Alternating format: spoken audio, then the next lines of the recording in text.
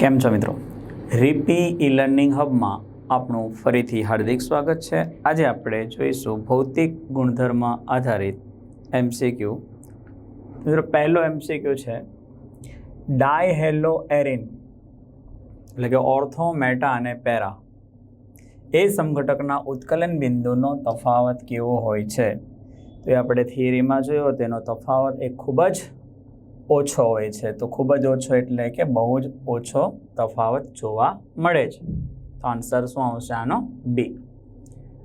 સમાન આલ્કાઇલ સમૂહ ધરાવતા હેલો આલ્કેનમાં હેલોજન પરમાણુ બદલાતા ઉત્કલન બિંદુ શું થાય છે? ઉત્કલન બિંદુ ક્રમમાં ઘટે છે. તો કયા ક્રમની અંદર ઘટે છે?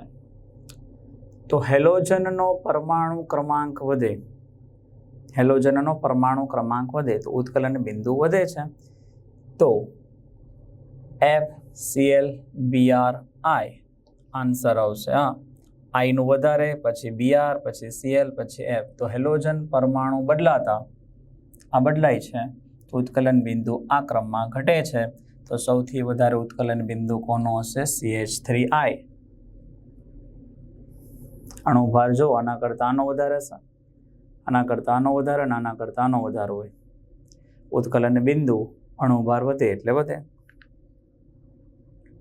CH3Cl અને CH4 ના ઉત્કલન બિંદુની સરખામણી કરો તો CH4 એ છે આલ્કેન અને CH3Cl જે છે એ છે હેલો આલ્કેન.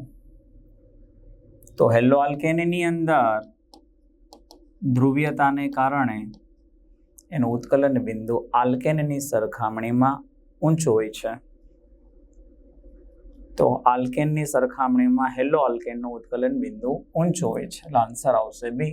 ટોલ્યુઇનની ક્લોરિનેશન અને બ્રોમિનેશન પ્રક્રિયાથી મળતી ઓર્થો અને પેરા નિપજો વચ્ચે ખાલી જગ્યા હોવાથી તેને સરળતાથી દૂર કરી શકાય છે. તો બંનેના ઉત્કલન બિંદુઓમાં મોટો તફાવત હોવાને કારણે એને સરળતાથી દૂર કરી શકાય છે. ઉત્કલન બિંદુમાં મોટો તફાવત હોવાને કારણે એને ઇઝીલી દૂર કરી શકાય છે.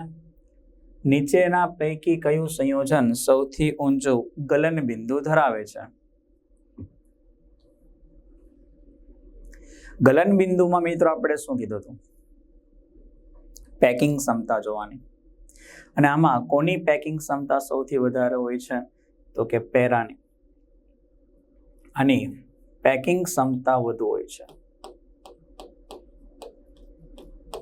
અને એને કારણે એનું ગલન બિંદુ ઊંચું હોય. તો આન્સર આવશે, ચલો આ છે 1, 2 અને 3 માટે આન્સર આવશે 3. હેલો આલ્કેન અને હેલો એરિન સંયોજનનો ઉપયોગ ક્યાં થાય છે? તો એ સારા દ્રાવકો છે, રોગ પ્રતિકારક શક્તિ પણ વધારે છે, ઉત્સેચક તરીકે પણ વપરાય છે. મીન્સ કે આપેલા તમામ. તો આન્સર શું આવશે આપણો? ડી. 1-ક્લોરોપ્રોપેન, ક્લોરોમિથેન, ઇથેન ઉત્કલન બિંદુ. પાછું ઉત્કલન બિંદુ આવ્યું એટલે આપણે શું કહે છે? બોઇલિંગ પોઈન્ટ એ તેના અણુભારના સમપ્રમાણમાં હોય છે. Methane, ethane, propane. આન્સર એ. જેમ અણુભાર વધે છે, કાર્બનની સંખ્યા વધે, અણુભાર વધશે, ઉત્કલન બિંદુ વધે છે. લુકાસ પ્રક્રિયક નિશા લુખી એટલે નિર્જર ZnCl2 અને સાંદ્ર HCl. નિર્જર ZnCl2 અને સાંદ્ર HCl. આપણે શું યાદ રાખ્યું હતું? લુકાસ પ્રક્રિયક કયો? નિશા લુખી. નિશા લુખી મીન્સ લ્યુકાસ કસોટી. આન્સર આવશે એ. ક્લોરોમિથેનમાં CCl બંધ લંબાઈનું મૂલ્ય કેટલું હશે? તો ક્લોરોમિથેન કીધું છે તો એની અંદર કેટલો આવશે? 177 pm. ક્લિયર? તો અહીં ભૌતિક ગુણધર્મને આધારિત MCQ પૂર્ણ થાય છે. Thank you for watching. ફરીથી નવા ટોપિક સાથે મળીશું.